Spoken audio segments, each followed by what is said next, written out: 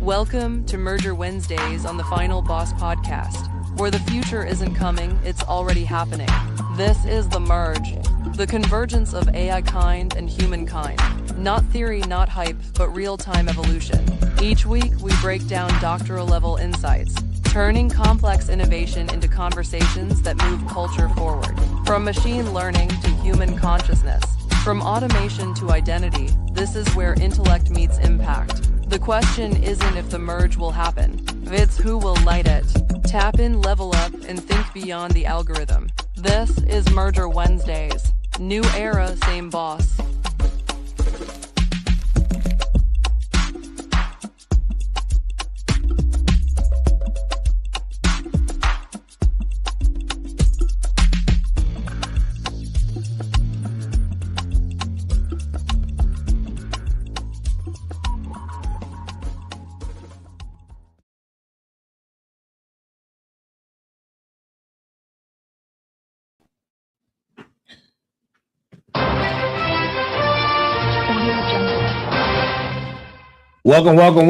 Welcome to Merger Wednesdays, ladies and gentlemen. Welcome to Merger Wednesdays. I got a great show for you tonight, man. I have a great show for you tonight, right?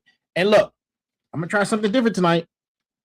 I have these, so I'm wearing my regular glasses, right? And you have to forgive me. Sometimes I kind of like get self-conscious. I watch myself on these other screens, and that's what I be looking at. But I'm not reading anything. I'm looking at myself because it's a habit, right? It's one of those things, man. I got 3 different monitors over here, and I just want to I'm looking. It's a self-conscious thing, man. I'm gonna just go ahead and put it out there, man. Welcome to Merger Wednesdays. Listen, I got a great show, man. Great show.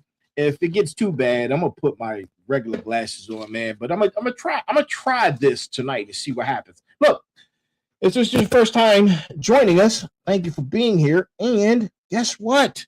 You're at the right place. You are at the right place. This is our doctoral show. And tonight, man, we're going deep, man. We're going to be talking about something very interesting. I need you guys to chime in, man. Drop a chat right now if you're here. Drop a chat, drop a fist in the chat box right now if you're here, right? And as always, this is for entertainment purposes only. And good morning, good afternoon, good evening, and good night. That is the greeting of the day. And you know, man, listen. It's been a great week, man. Shout out to the sensei, man. Shout out to what he's working on, man. We're working on something right now, man. Doing something for veterans suicide prevention. And man, there's 6,400 miles across the U.S., man. Look, stay tuned for that information as it comes out. Look, if you haven't already gotten your copy of All Aboard the Fired Up Train, Go Time, All Aboard the Fired Up Train, book 1. Go get it. What are you waiting for? The link is in the chat, man. The link is in the chat, especially if you're on Instagram. You can see the link. Go get Go Time, All Aboard the Fired Up Train. Go Time 2 is on its way, man. I just sent over the manuscript to the publishers, man. Go Time 2 is on its way. Look out for that. It's coming. I know a lot of people are asking for it, man. It is coming to be here before you know it. And you know, man, what a time. So tomorrow we're going to be doing another town hall. So if you haven't sent your emails into us, send your emails to us so we can get you on the town hall. I got a couple more slots open for the town hall, but I'm going to be reading emails all night, man, setting up the lineup for tomorrow's town hall. We're going to have 11 guests. And we're gonna be answering your questions live. We're gonna be talking about your issues live right here on the Final Boss podcast inside the chair of Special Guest Thursdays. So, look, I know you guys are used to me wearing my fashionable sunglasses, but tonight I'm gonna wear some. I decided to give it a shot, man, and wear some glasses just to see what it feels like, right? See what it feels like. Oh, so. Let's go ahead and get rid of these banners. Who is in the building right now, man? Let's see who's in the building. We got Chikandi's in the building. We got Game Over in the building. We got my auntie in the building. We got so many people coming on board, man. Thank you guys for being here, man. Make sure you like, share, subscribe. Like, share, subscribe. Like, share, and subscribe to content, man. So we can get the message out there, right? So we can get the message out there. Now, let's start with the brass tacks, right? Let's start with tonight's brass tacks. And tonight's brass tacks,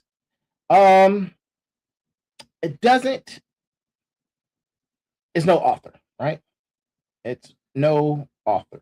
But here is the, wait, I just got a message. Got a message.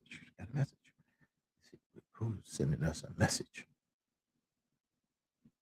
Open. Really? I want you to open, bro. There we go. Hey, Chikani, I see you. Thank you. I'm like, wait a minute. Why is this thing not working? Okay. So,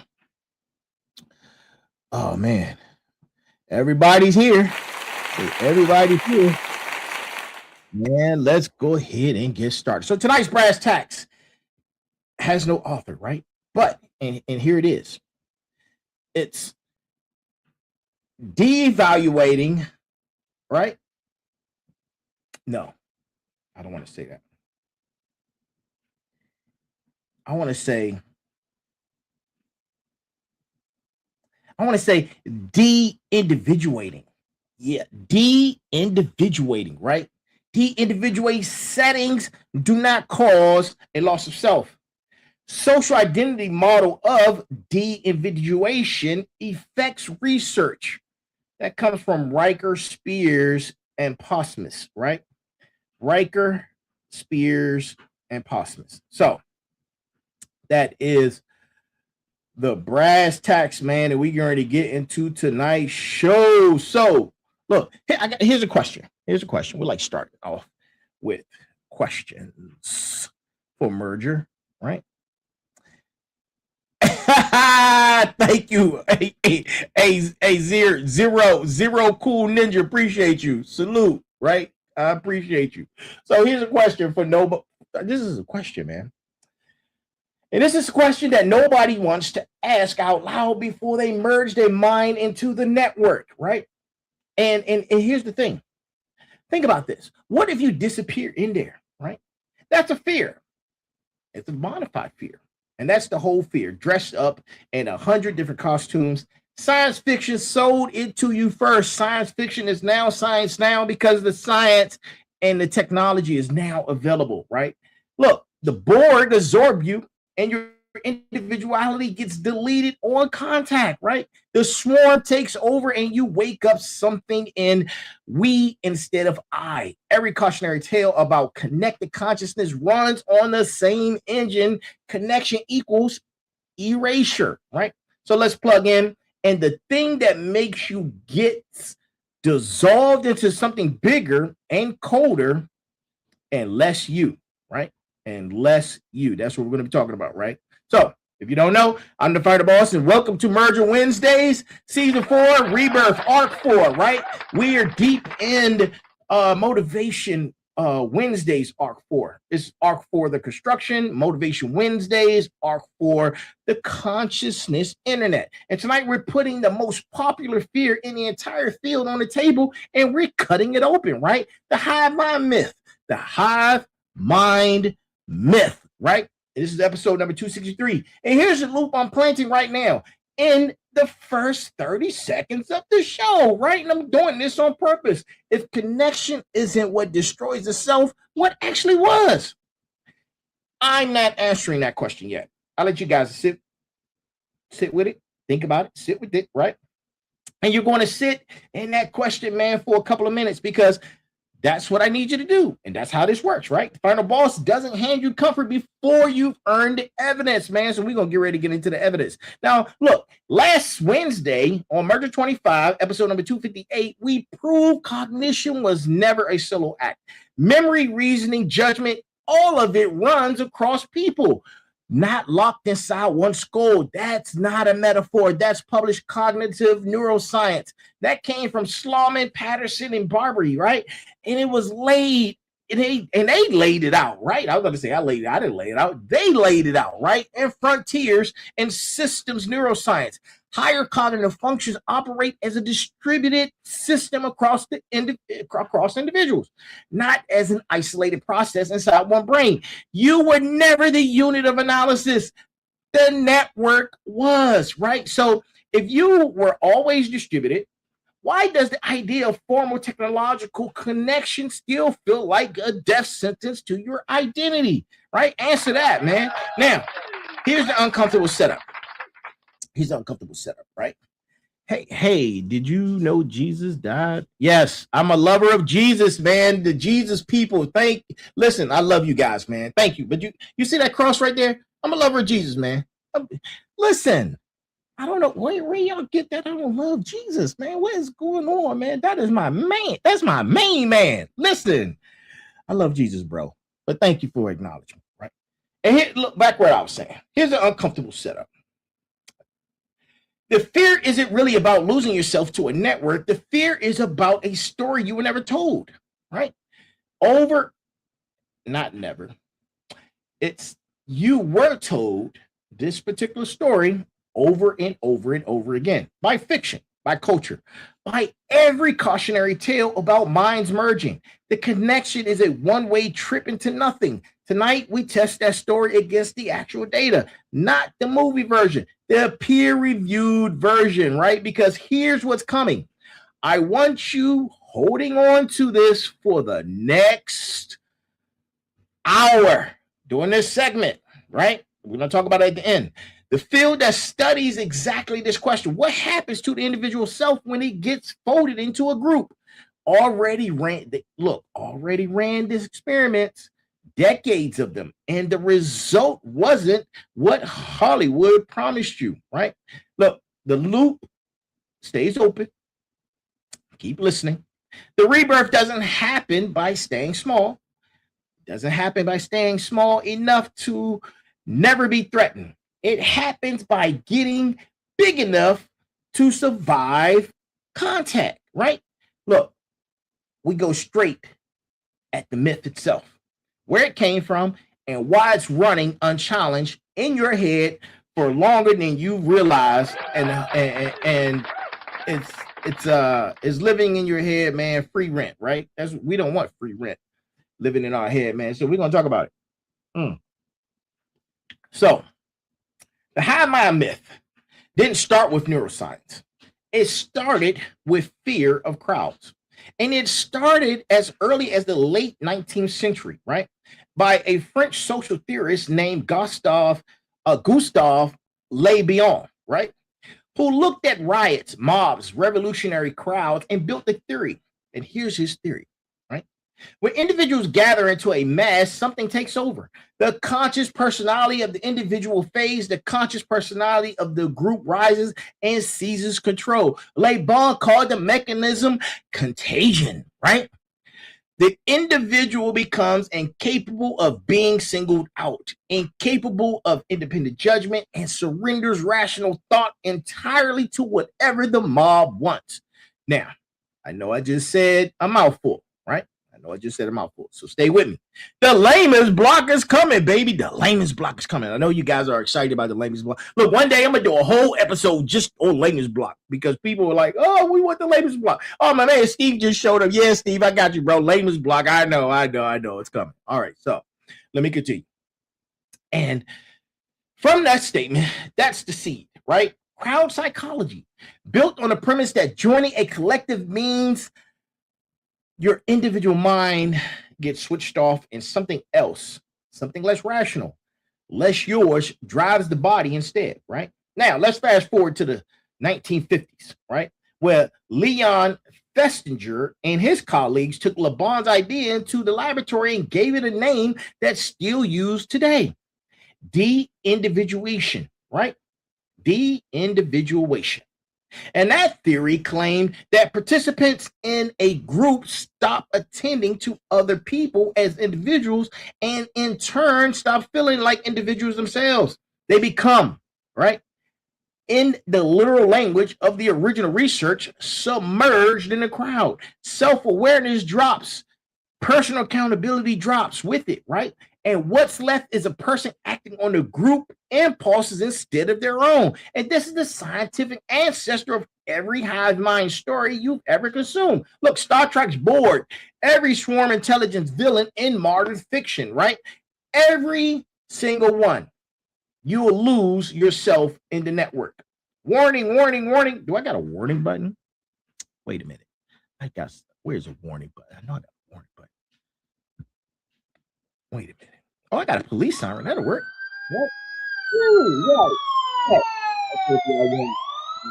right. But that's all downstream of a 70-year-old psychological theory built in originally to explain riots and lynch mobs. Now, here's my lamest block. Yeah, Steve, here's the lamest block. And Tony, I got you, bro. I got you, right? Because lamest block matters, right? So here's the lamest block. Let's strip the jargon away, right? And talk about de-individuation, right? In that theory.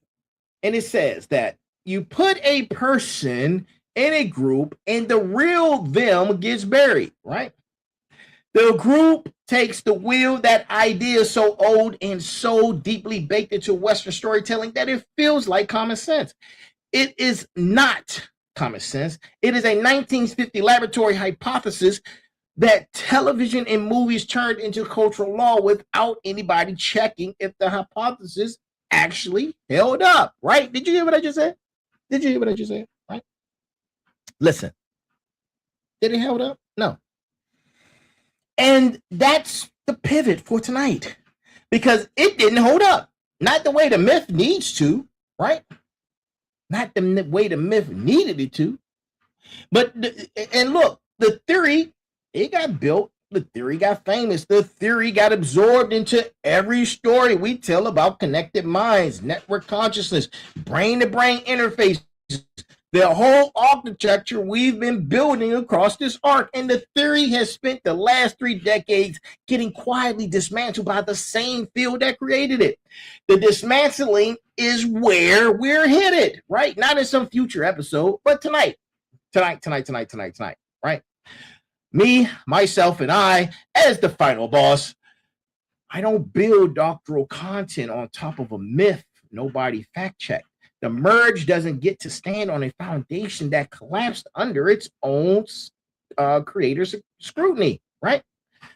This is, look, man, we got receipts. We got the receipts. We have the receipts, right?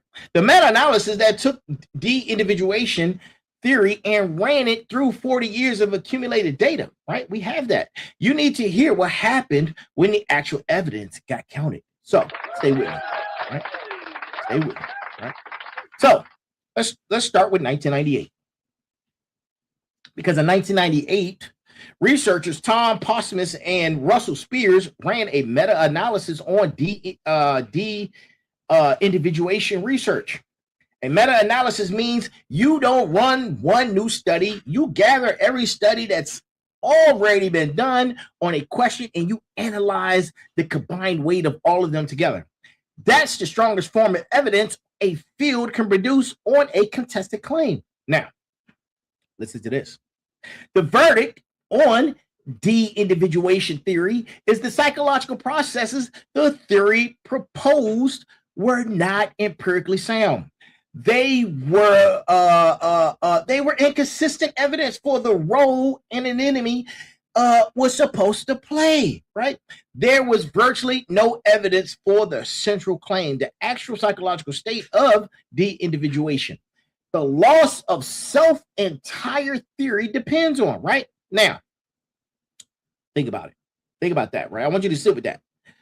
The foundational science behind every hive mind cautionary tale you've ever absorbed failed its own meta-analysis.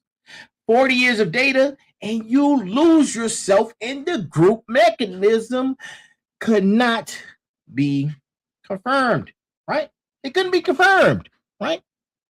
But it gets sharper because researchers working from a competing framework, a social identity theory, went back into the data and found something the opposite direction of total collapse.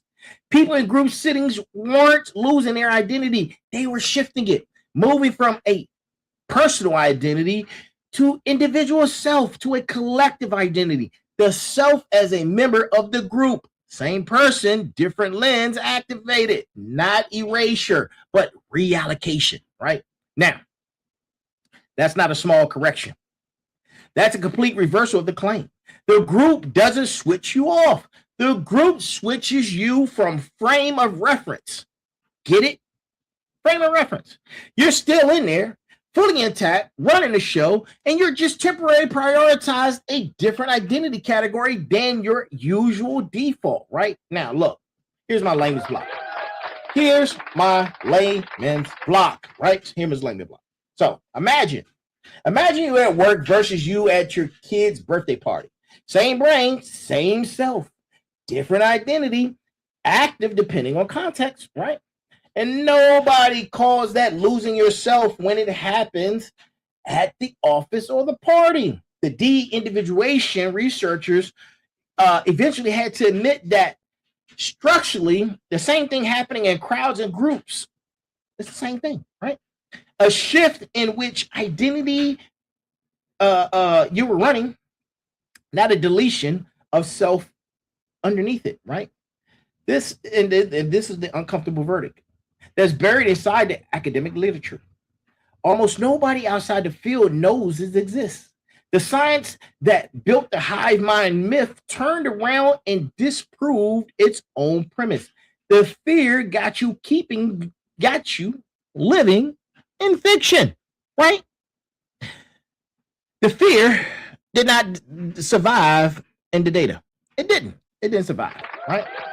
So you ask yourself, so here's where season 4, the rebirth, enters the realm, right? And earns its name, right? Because rebirth isn't becoming someone new by deleting who you were. Rebirth is the same self, shifting which identity it's running, serving contact with something bigger than it used to operate inside of.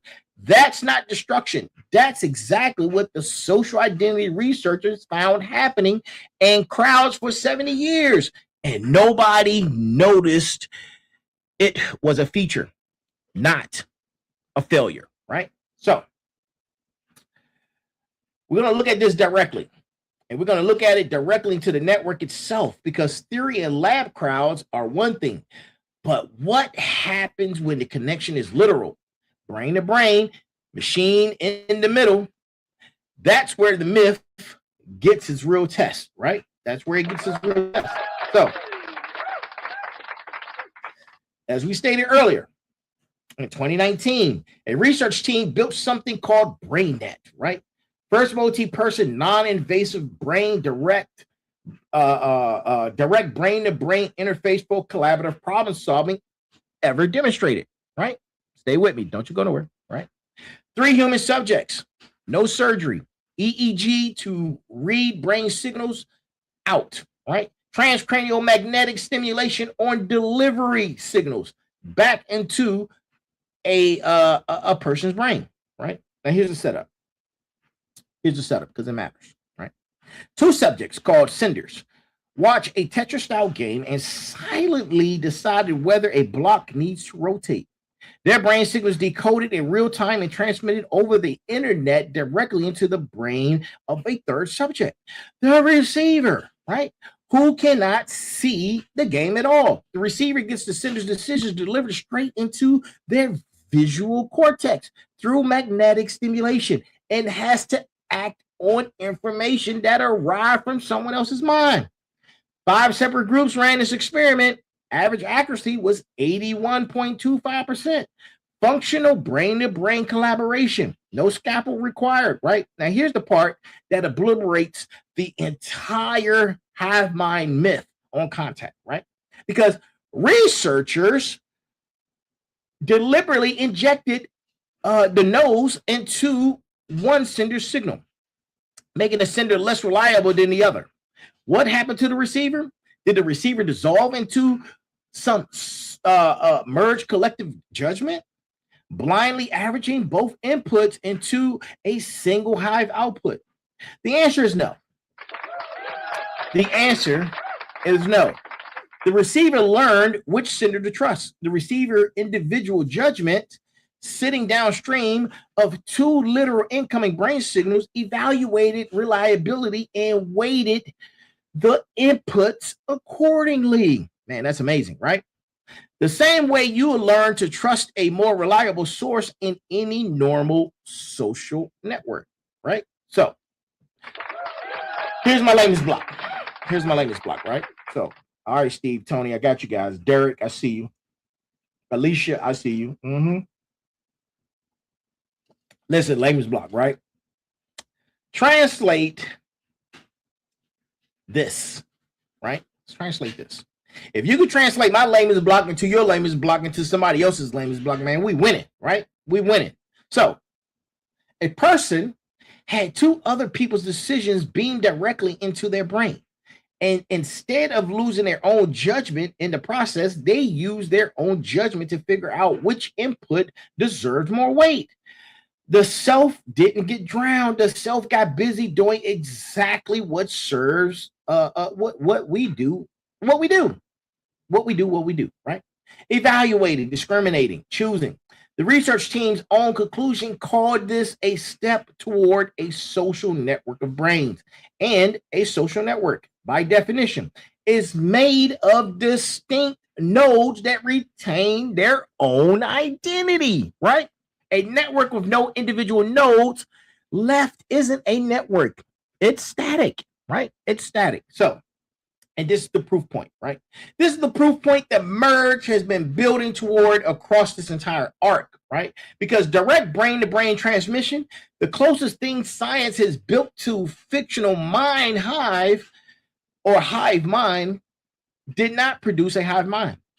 It produced individuals making individual judgments about information arriving from outside themselves, which is what every brain has been doing your entire life. Every time someone talked to you, connection delivered information. Connection did not delete the chooser, right? Now, we're going to go back one more layer in a few minutes, right? And I want you to know that this is why you shouldn't even, what I'm talking about shouldn't even surprise you. Because the architecture of human cognition was rigged for this exact outcome long before any interface existed, right? So let's get to it. Hey, if you're still with me, to my smarts, to my motivators, to my warriors, to my final bosses, man, thank you for being here. Thank you for being here, man. I appreciate you guys, man. I really do, right? I really do, man. Thank you for being here, man. You guys always showing up, right? So let's get to it.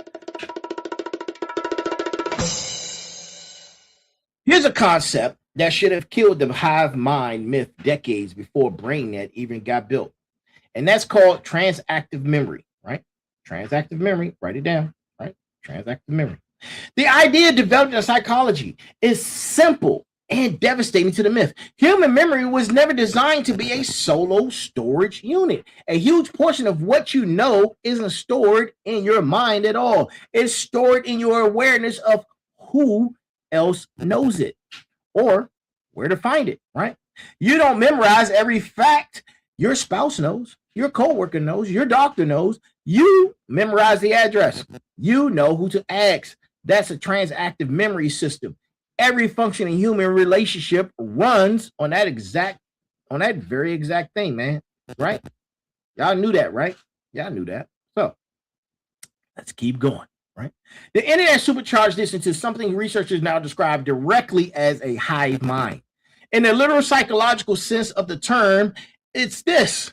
a vast, accessible, collective knowledge base that you tap into consistently without ever feeling like you've lost your individual identity in the process. You Google something. You didn't dissolve into Google, right? Come on, man. Don't do that to me. You extend your reach using a tool. The exact same way your brain extends its reach into other people, right? And here's my language block, right? Here's my language block. So you've been merged with a collective intelligence system since the first time you asked your mom where something was instead of remembering it yourself. That's a transactive memory. That's distributed cognition in its most basic human form, running since childhood, and you never once worried it would dissolve your sense of self, right? Nobody panics that Google search erased that personality. The panic only shows up when the word hive mind gets attached to the exact same mechanism with a scarier label, right? And this is the uncomfortable verdict building underneath everything that we're talking about tonight, right? And I'm going to say it straight to you, man, straight to your face, right? You are already a node in a distributive cognitive network. You have been your entire life. The fear isn't about whether you get connected. You already are, right? You already are. The fear is about whether the connection will be visible, formalized, named, right? Think about it. And right now, it's invisible. So it doesn't scare you. The moment it becomes a technological architecture with a label like consciousness internet, the exact same structural relationship suddenly reads as an existential threat. That, my friends, that's not science driving the fear. That's framing driving the fear, right? And framing is exactly the kind of thing sovereignty architecture exists to correct, right? I need to get into this framework, man. I need y'all to understand this, right? And I owe you a cost confession. So it's coming, right? Of course, cost confessions have a real number, a real name, no theory, right? And what's staying disconnected actually costs. And I'm talking about me. So let's get into the cost confession. Somebody send me a message. Send me a message. Let's see. Okay. So I spent 23 years inside a federal structure built to keep information compartmentalized by design, right? I was a branch chief for the Department of Defense, right? Joint Force Headquarters.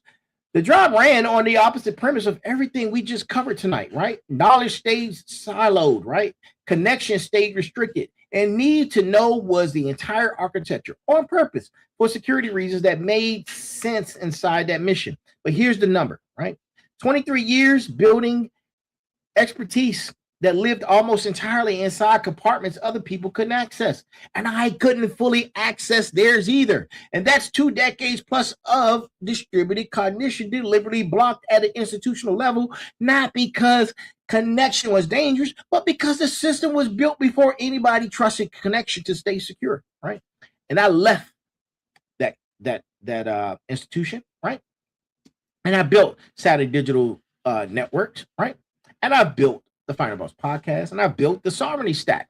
Now, every one of those things is an experiment in whether connection done with the right architecture underneath it produces something stronger than isolation ever did, right? The cost of staying siloed wasn't abstract. It was 23 years of expertise that couldn't fully compound across a network because the network was built to prevent exactly that. I'm not running the experiment twice. The rebirth means building the connection versus not versus, but on building the connected version. That's the word I'm looking for. Version on purpose, with sovereignty engineered inside of it from the foundation, inside of the compartmentalization, engineered in as the only defense available, right? Where's my explosions, man? I'm hype, man. I'm hype on the merger Wednesdays, man. Listen. That's it, man. That's the confection. Now let's get back to the architecture, right? I love it, man. I love it. Right? Nice. Not every connected mind structure works the same way. And this distinction matters more than anything else tonight. Because if you think about it, fiction usually gives you one flavor. It's we've talked about it. The centralized hive. There's a queen or overmind dictating to drones who've lost independence entirely, right? That's the version that built the fear. But theorists of group minds have long recognized that it isn't the only architecture possible, right? That's a second model. There's a second model, I'm sorry. Sometimes called a egalitarian group mind, right? Where members connect and share perception of or cognition while retaining full individual agency, identity, and decision-making authority. Connected, but not subordinated, right? Linked, but not overwritten, right? The honeybee hive itself, the literal biological origin of the term hive mind, runs closer to this second model than the fictional version that borrowed its name. Because bee colonies make collective decisions, like where to relocate the hive. Through something close to it's similar to like a voting process, right? Individual bees signaling preferences through behavior, and the majority pattern wins. The system depends on high diversity among individual bees to function well. A hive of identical, right? Well, will-less drones will make worse decisions, not better ones, right? You got bad apples in every pie. And the biological hive mind needs individuality intact to work, right? Intact to work. So here's my language block.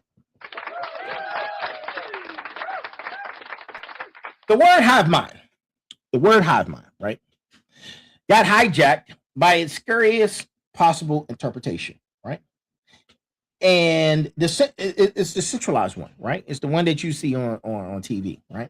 The one where individuality gets erased on purpose, but the actual biological system the term comes from, the egalitarian model theories describe in connected human cognition, both require individual agency to survive. Erase the individuals and you don't get a smarter hive, you get a broken one, right? And this is the architecture decision sitting underneath the entire sovereignty stack. And I want it on record at the doctoral level tonight, right? Because the merge is not building toward a centralized overmind. It is building toward an egalitarian, connected consciousness architecture where sovereignty at the individual node is not a bug, but what's to be engineered out of it, right? It is the load-bearing requirement the entire system depends on to function, right? You don't connect people by deleting what makes them distinct contributors. You connect them by building infrastructure that lets distinct contributors stay distinct while operating at a scale none of them could actually reach alone, right? And look, man, we're going to go philosophical on them in a few minutes, right? We're going to go philosophical, right? Because the philosophy underneath all of this is this, right? The fear of losing the self assumes there's a fixed singular self sitting there to lose in the first place. That's not how it works. That assumption has its own 300-year-old problem, man. Look, that was my language block. Steve, Tony, Eric, Derek, Erica, Alicia, I hope y'all got that, man. I hope all of y'all got that, right? Let me see who's watching on Instagram. I got Game Over, Alberto, Griff, and is that Mrs. Cheyenne Soccer? Okay, I got you. Okay, all right. That was the language block. So let's continue. 18th century, right? Let's talk about 18th century. Philosopher David Hume looked inward, searching for the unified consciousness self everyone assumes they have, and reported back that he couldn't find it, right? What he found instead was a bundle. And here's the bundle. It was a bundle of perceptions, experiences, impressions, one following another, after another, right? none of them a fixed central thing called self. That was the perceptions that belonged to the individual, right? The unity you feel isn't a discovered fact about your mind, it's a construction your mind generates on top of that very bundle, right? And this is a psychological landmine sitting underneath the entire hive mind myth. And almost nobody brings it into the conversation. Because the fear says this: if I connect to a network, I'll lose my unified self. But the unified self the fear is trying to protect was never the solid, right? Singular object the fear assumes is this, right? It was always a bundle. It always was. It was always construction. Always something closer to a process than a possession, right? Contemporary philosophy of mind extended this directly because some neuroscientists and psychologists now argue explicitly that human minds are far less centralized than intuition suggests. That the felt sense of a single unified I running the show is closer to a useful illusion than a literal actual fact about the brain. Multiple competing processes, multiple subsystems, multiple things generating the experience of unity after the fact rather than starting from it, right? And here's my latest block. You think you're protecting your fortress. Philosophy and neuroscience together suggest you're actually protecting a story your brain tells about a parade. The parade was never one solid object marching by. It was always individual floats, individual processes that your mind narrates into a single continuous procession because that narration is useful for planning, memory, and identity. Connection doesn't threaten a fortress that doesn't exist. Connection adds floats to a parade that was always made of floats, right? Doesn't that sound familiar? Doesn't that sound familiar? That's like people breaking something, then fixing it, and then say, hey, I fixed what was broken, but it was never broken, right? It was never broken. So here's the doctoral level framework, right? Because the merge is contributing to this conversation. If the self was already a bundle, stay with me, right? Already a construction, stay with me, right? Already a story generated across distributed processes, stay with me, right? Then formal technological connection isn't introducing a new threat to a previously solid thing. It's extending a process that was the actual nature of selfhood the entire time. The fear assumed a solid object. The philosophy and the neuroscience both say they was not one to begin with, right? Look, the construction argument, yeah, I'm going to show you the mechanism. I'm going to show you the mechanism that makes construction stable even while it's being extended. Because if the self is a story, the question becomes, who's still writing it? Who is still writing it, right? Layers block. So, right? If the self is a bundle, a construction, a process rather than a fixed object, you need a mechanism that explains why it still feels stable, continuous, and unmistakably yours. Philosophy of mind has a name for this mechanism.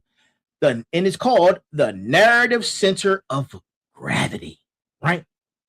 The self isn't a physical thing located somewhere in the brain. It's the organizing point of a stream of experience that gets told around. The way a center of gravity isn't a physical object inside a shape, but the point all the physical mass of that shape behaves as if it's organized around that thing, right? And here's why the distinction matters for tonight's argument specifically, right? Because a center of gravity doesn't get destroyed by adding more mass to the system. I'm talking math and physics right now.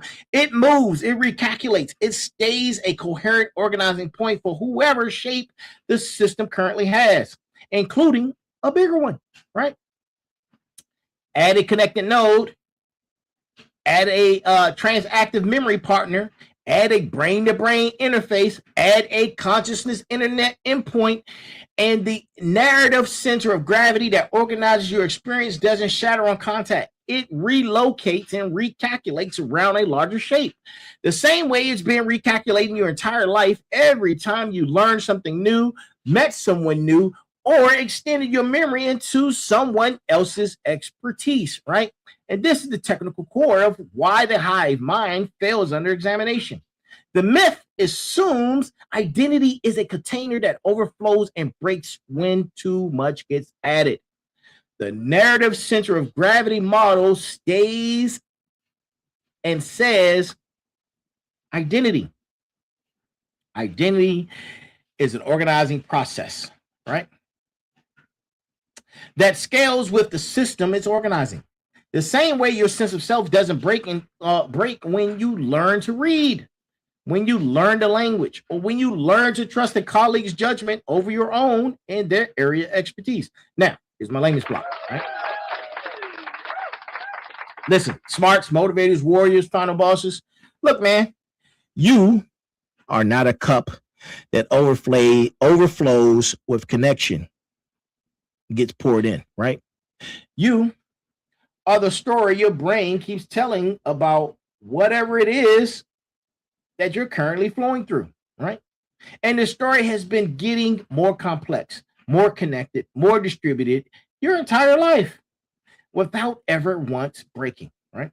Marriage didn't dissolve your identity. Parenthood didn't dissolve your identity. Both of those relationships rewired what you pay attention to and how you make decisions more dramatically than most brain-to-brain interface research has even tried to manage, right? The narrative kept up. It always does. That's its job, right? This is the doctoral contribution sovereignty architecture, and it's making it to the field tonight because identity persistence under network expansion isn't a problem to be solved with new technology.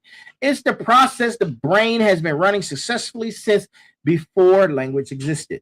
The technology doesn't introduce a new vulnerability. It tests a system that was built for exactly this kind of scaling from day one, right? Now, you take all 5 of these bullet points and the empirical collapse, the brain-to-brain proof, the transactive memory baseline, the Igaga mind, right? Architecture, and the narrative center of gravity. And I weld them into formal frameworks that's a contribution to the merge. And that's what we're talking about, right? That's why we're here. That's why we are here.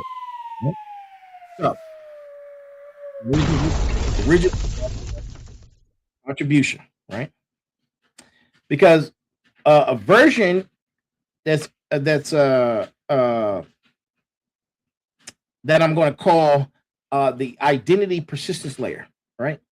And it's going to sit as the sovereignty protecting mechanism underneath every other layer of the consciousness internet architecture that this arc has been building. Because identity persistent layer makes 4 claims, each one low bearing, each one backed by tonight's research, right? And claim number 1 is this. De-individuation premise underneath the hive mind myth failed its own meta-analysis. Connection does not empirically produce loss of self. It produces identity shift, personal to collective framing with the underlying self fully intact, right? Fully intact. And here's claim number 2, right? Here's claim number 2. Direct brain-to-brain interfacing. The closest real technology has come to the fictional hive mind. Produces individual judgment operating on incoming distributed information, not merged, undifferentiated cognition. The receiver and brain net stayed a discriminating individual node throughout, right? And here's claim number 3. Humans have run informal versions of network cognition, transactive memory, and they've done these things their entire life without identity collapse. Yeah, we have, right?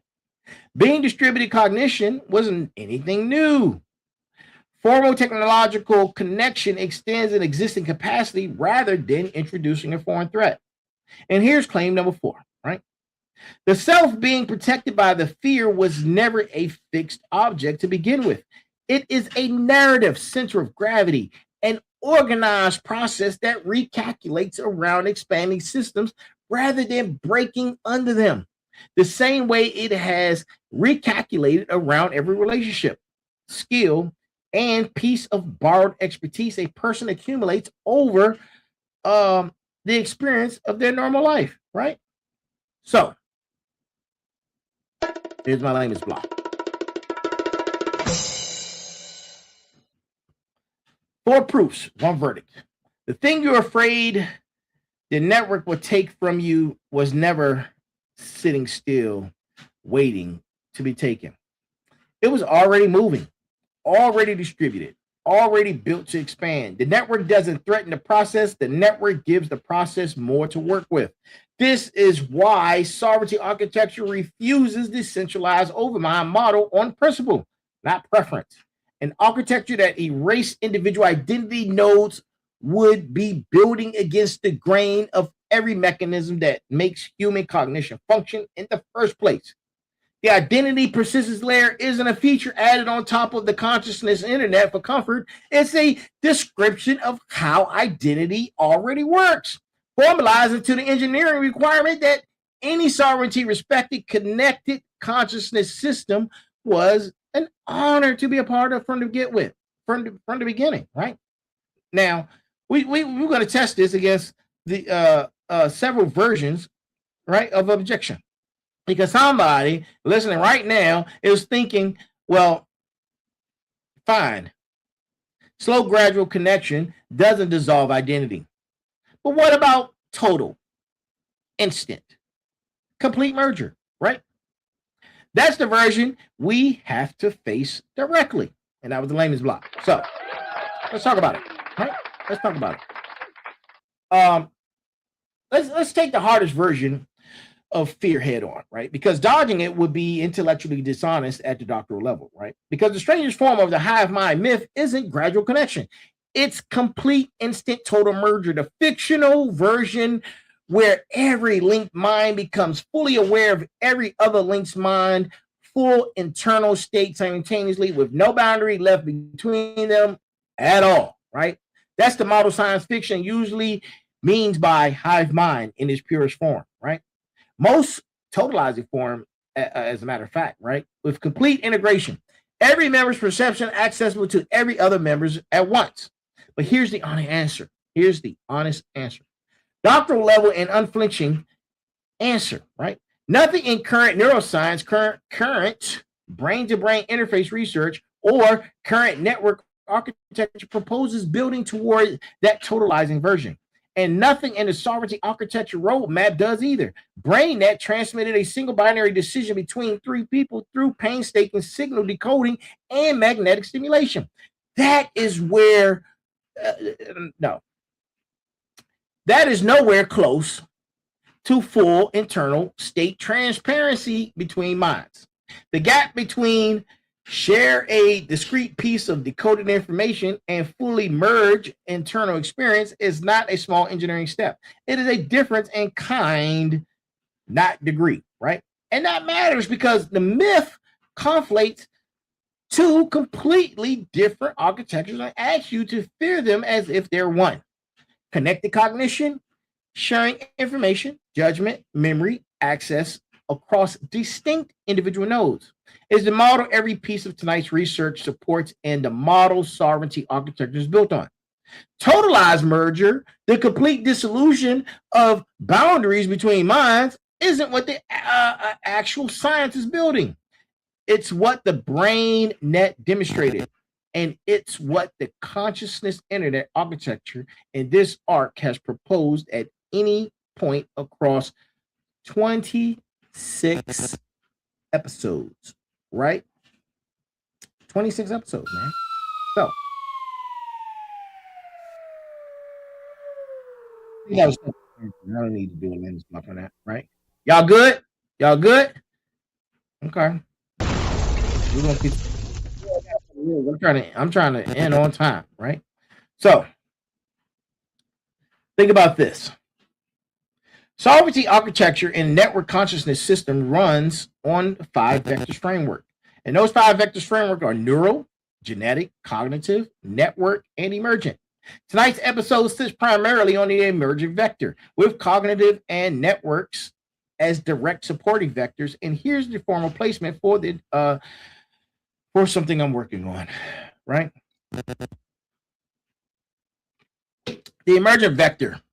The claim that identity persistence is itself and an emergent property of distributed cognitive systems, not a fragile property that exists only on or in isolated individual minds, gets destroyed by connection.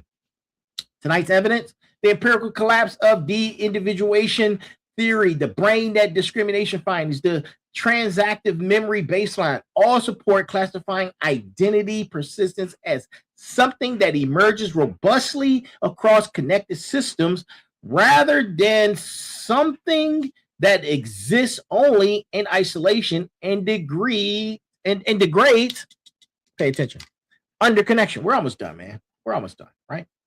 Cognitive vector directly inherited from last week's Merger 25 finding that cognition was never solely an individual brain process. Tonight extends the claim from cognition specifically to identity generally. If thinking was always distributed and identity is generated by a narrative process organizing that thinking, identity inherits the distributed structure of the cognition is built from, right?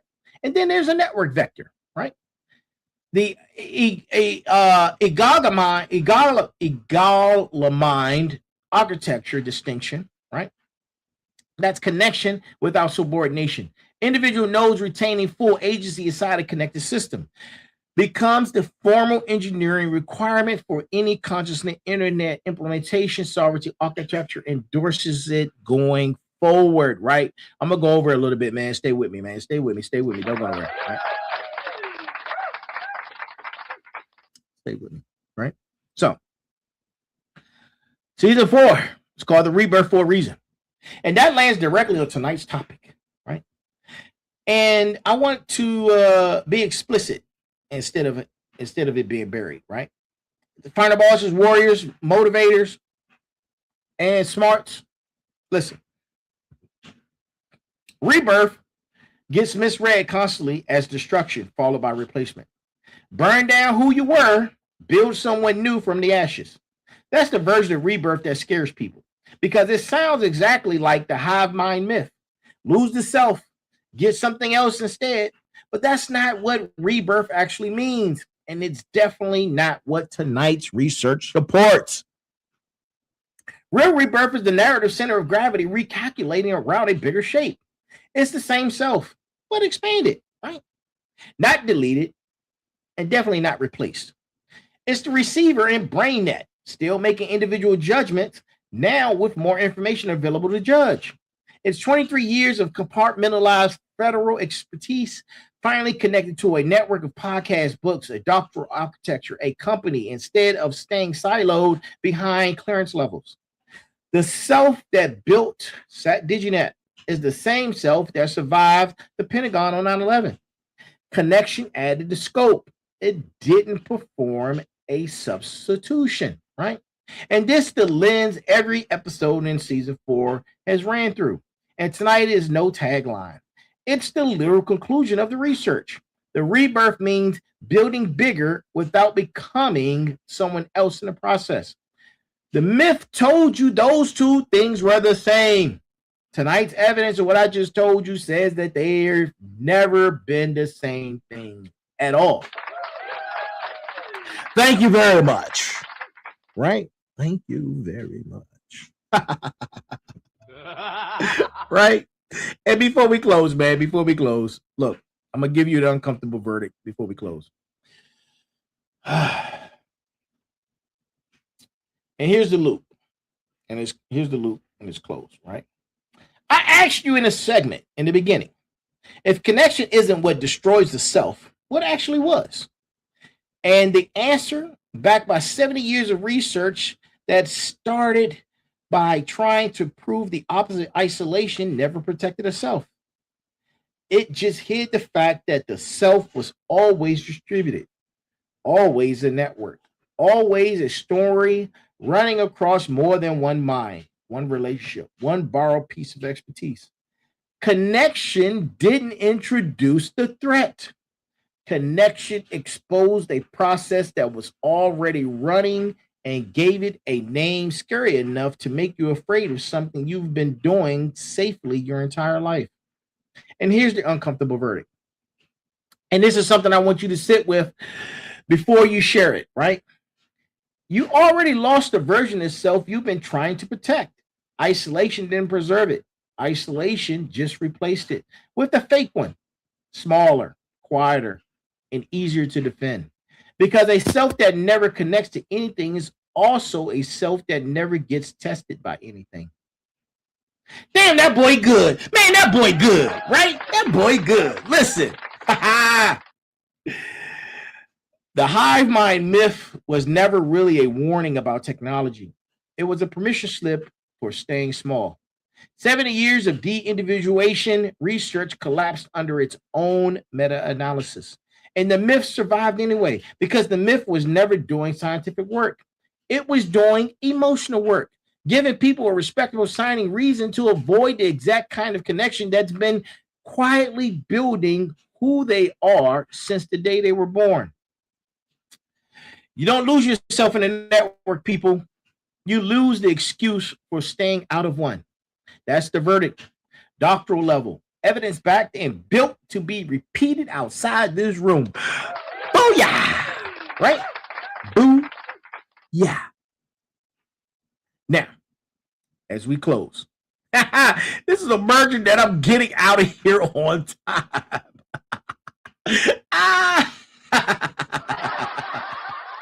And look, as we close, man, smarts, motivators, warriors, final bosses, man. Look, I do this for you guys, man, and I enjoy it, right?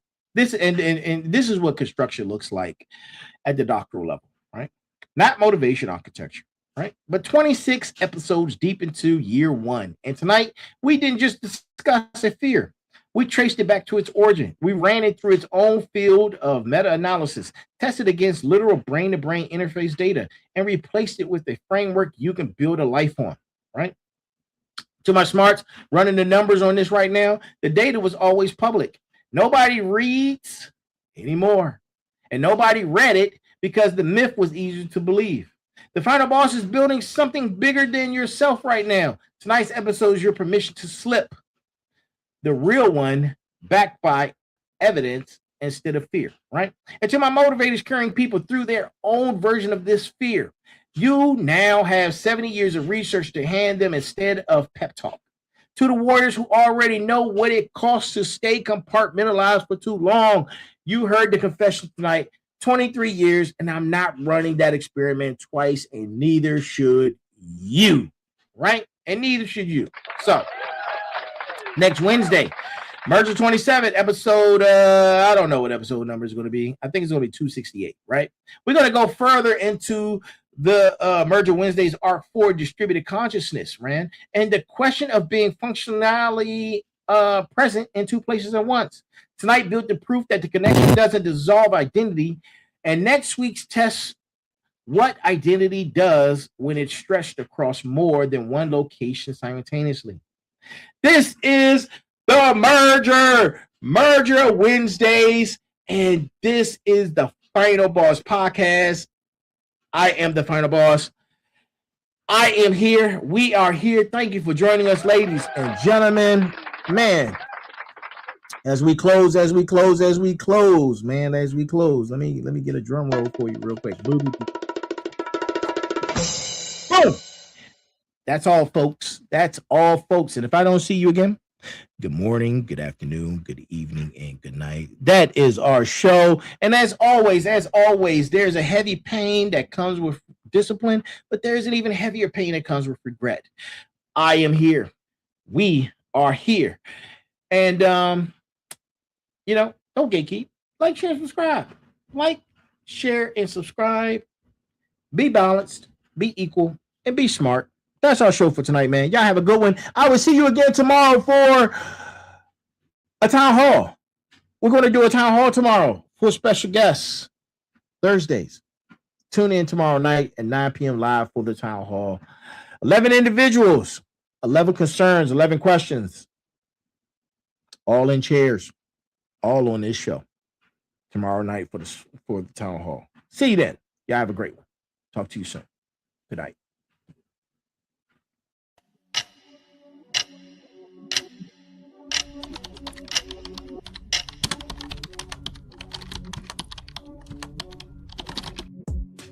It's Merger Wednesday. The countdown continues. 7 years until the convergence of biology and machine. Neural interfaces are no longer theory. They're the scaffolding of a new consciousness.